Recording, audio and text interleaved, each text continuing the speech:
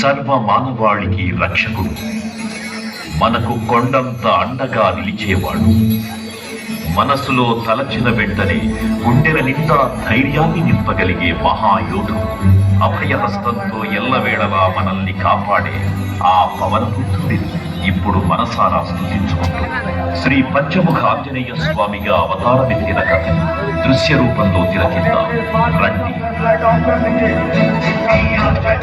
ప్రసన్నాంజనేయం ప్రభాదిత్యకాయం ప్రకీర్తిప్రదాయం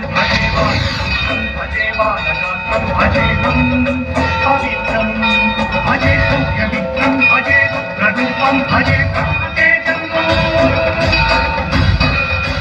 అది రామాయణ మహాయుద్ధం భీకరంగా సాగుతోన్న తరుణం.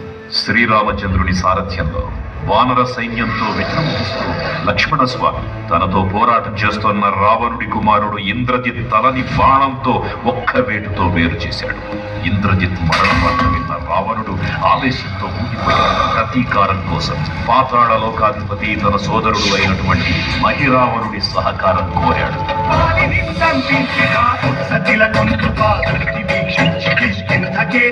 శ్రీరామ కార్యార్థమై లంకకే తెంచియున్